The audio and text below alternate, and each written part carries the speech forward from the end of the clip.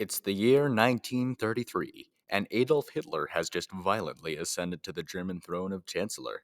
Now, with supreme power in the palm of his hand and fueled by hatred of communists and Jews, he moves to his conquest of continental Europe and eventually the world. He starts with remilitarization and moves to take the land he feels he is owed, the Rhineland. Sein Sowjetzeichen soll er vor sich hertragen und wir werden in unserem Zeichen wieder siegen!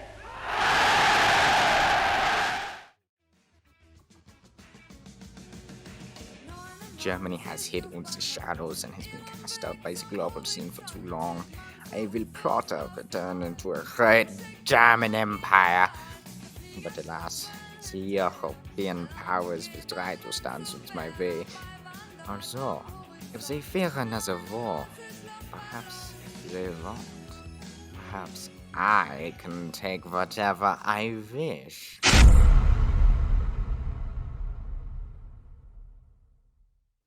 11 years prior, another dictator finds himself in power, Benito Mussolini. He would be the creator of a new form of government, fascismo, giving way for Hitler to himself claim leadership, like some sick form of copying homework. The dictator takes Ethiopia with little to no pushback from the League of Nations. In the next 17 years, Italy's relationship with Germany will grow into a blossoming friendship of death, as on the 22nd of May 1939, Mussolini will find himself allied with Nazi Germany under the Pact of Steel. Können wir antworten, der Führer und ich, mit lauter Stimme, Friede! Soon will be the time for the Weaves to expand and take control, but for now, Japan remains a small island off the Asian continent with big dreams. Despite the lack of size, Hideki Tojo, Prime Minister of Japan, knows how to use it.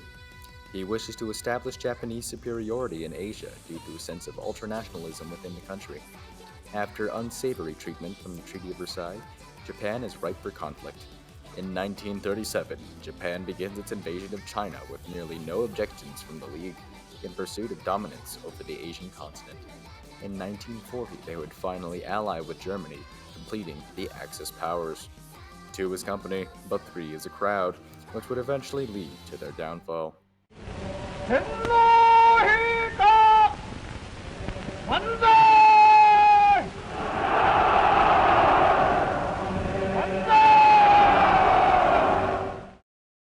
Back in Germany, Hitler plans his first attack. First, he remilitarized the Rhineland, and then he took Austria. As Hitler went on to write in Mein Kampf, German Austria must return to the great German motherland, and not because of economic considerations of any sort. Nine, nine. Even if the economic point of view this union was unimportant indeed, if it were harmful, it ought nevertheless to be brought about.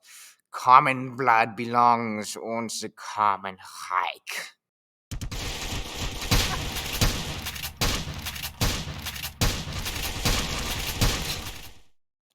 the League of Nations does nothing to protect Austria out of fear of starting another mass war, and thus the only country to push back at all is Mexico. Due to a rather relaxed reaction, Hitler keeps taking. He makes a move to annex Czechoslovakia.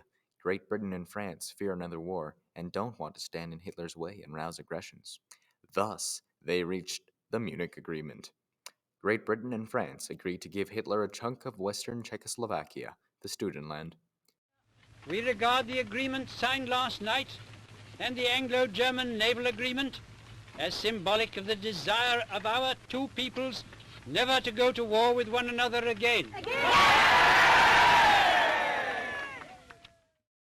The British Prime Minister returns home to celebrate after avoiding another bloody conflict through diplomacy. Unbeknownst to them, they activated his trap card, only stoking the flame by appeasing Hitler. It would not be long before he would betray his word and continue his conquest outside of the terms. Impossible! All right, Hitler. We will give you this much, but no more. Just a tiny bit of Czechoslovakia. But I want more. Now, Hitler, this is what we've agreed upon after much deliberation. This is all we can do. Fine, fine. I'll just take it all anyways. What was that? I said this will be fine, thank you. Oh, good.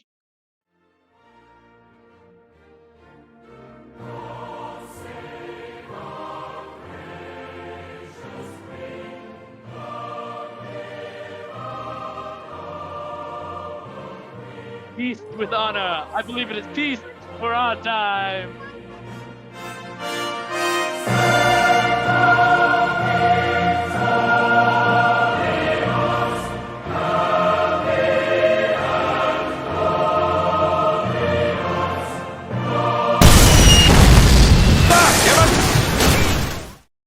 Upset that the Great War left an ugly Polish corridor splitting Germany in twain, Adolf Hitler moves to conquer eastward after taking all of Czechoslovakia.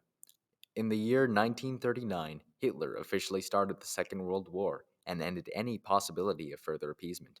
The 1st of September of that year, Hitler began his push through Poland alongside his newfound ally, Russia. The inferior Poland is brutally outmatched, and Hitler easily overtakes it within a month. Italy would go on to capture African territories, and Japan would continue its push into China. Finally, the world was wrapped into another war, and like The Empire Strikes Back, this sequel will be just as impactful as the first. さあ、子供たち、テストで学んだことをまいと見ましょう。間違えると、あなたは死にます。You better get this right. Why did the League appease Hitler's invasions? A. They agreed with Hitler's policies. B. They were afraid of starting another war. C. They were afraid of offending Hitler and destroying opportunities of allying with him. Or D. Hitler was too cool for school. If you answer D, you are completely correct, but in the eyes of those stinky communists, B is correct. Next question. What was the three countries that were part of the Axis powers? A. Britain, France und Russia.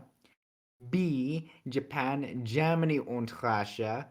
C. Russia, the Soviet Union und the Bolsheviks. D. Germany, Japan und Italy.